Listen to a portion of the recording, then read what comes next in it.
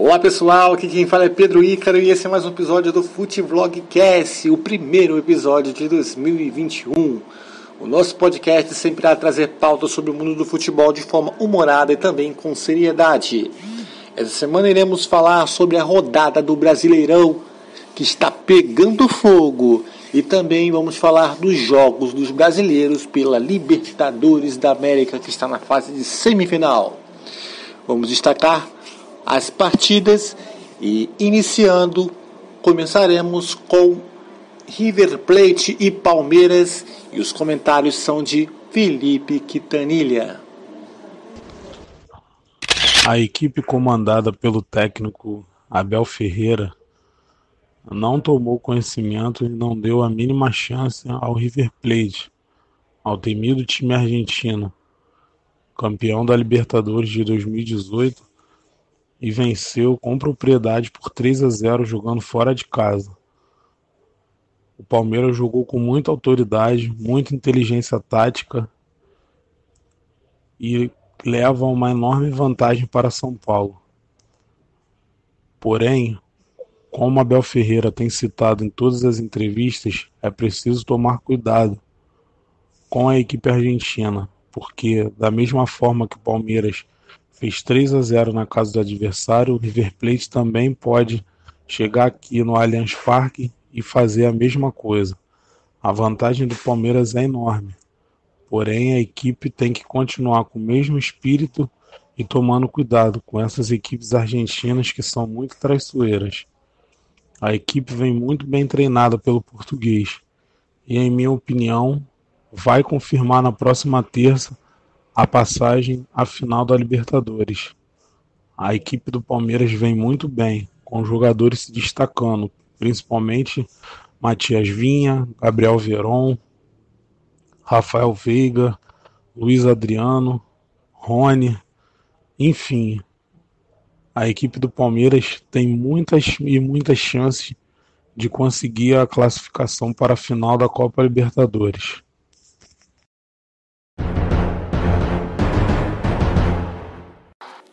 Agora seguimos com a minha análise de Boca Juniors e Santos. Fala meus amigos, quem fala é Pedro Ícaro, diretamente para o Futevlog, e hoje venho destacar o Santos, que jogou a partida de ida na Libertadores, um confronto bem difícil contra o Boca Juniors. A equipe do Peixe não se intimidou em momento algum. Teve mais posse de bola, teve mais finalizações, teve o Marinho super inspirado, que acabou até sofrendo um pênalti que foi mal anulado. Ao meu ver, foi pênalti. Marinho é derrubado na área, porém não foi marcado. Um 0-0, onde o Santos foi muito bem, e se repetir uma partida dessa na Vila Belmiro, porém com muitos gols, a classificação vai vir consequentemente. Acredito que o Santos tem tudo para chegar a mais uma final de Libertadores.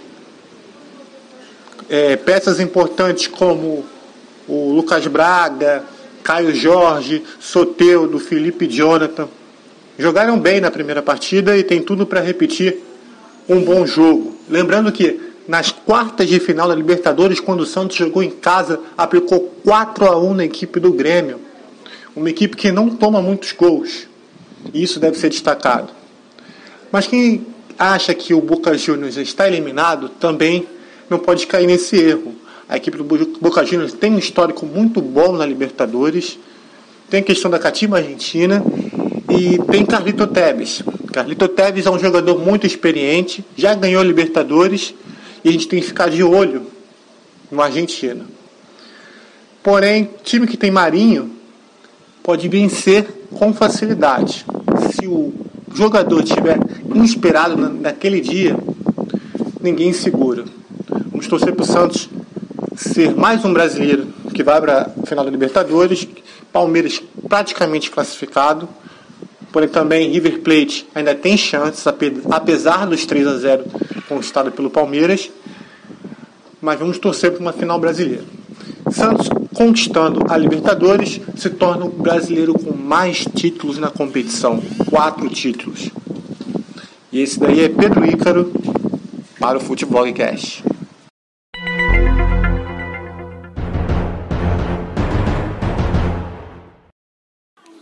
Agora Matheus Aguiar vem com análise de Flamengo e Fluminense.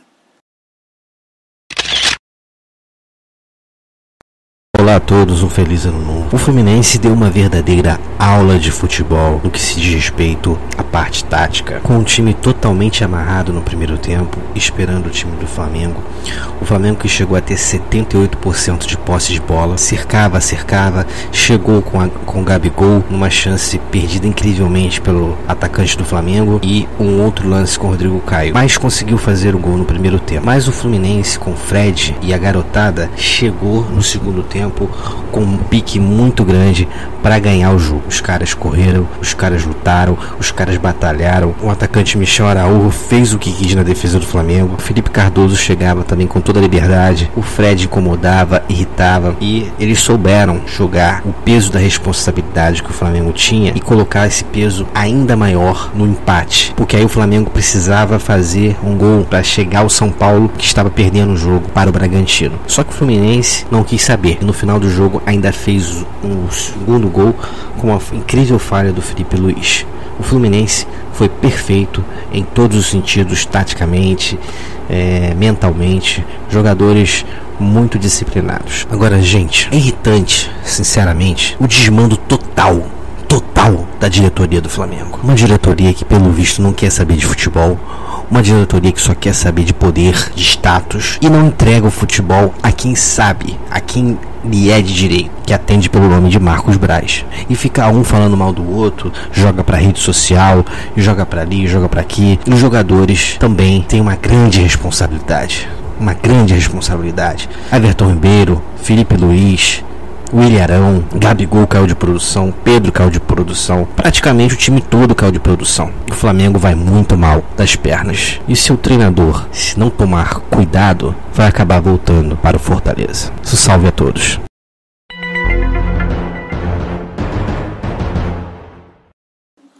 Agora a análise da vez é de Cris Martins e o jogo é Botafogo e Atlético Paranaense.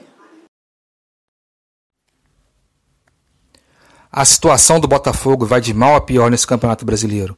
Com a virada do ano, a esperança da torcida alvinegra era que o time também virasse a chave e voltasse a jogar bem e vencesse os jogos em casa. Porém, não foi bem isso que aconteceu. A derrota por 2-0 contra o Atlético Paranaense foi a segunda seguida no Newton, escancarando ainda mais a péssima fase que o time se encontra. Apesar dessa derrota, o time mostrou menos apático que os outros jogos, criando muitas chances, mas infelizmente não conseguindo concretizá-las. Mas continuou mostrando problemas na zaga, que em 2 falhas tomou os gols da derrota. Em penúltimo lugar, com salários atrasados, crise interna, a Série B para o Botafogo é mais que uma realidade. Matematicamente ainda tem chance de se salvar, porém o futebol apresentado deixa o torcedor desanimado e já conformado com a possível queda para a Série B. O próximo jogo é o clássico contra o Vasco em São Januário, no domingo. Será que o time da Estrela Solitária vai voltar a brilhar e sair dessa situação? Cristiano Martins para o Futevlog.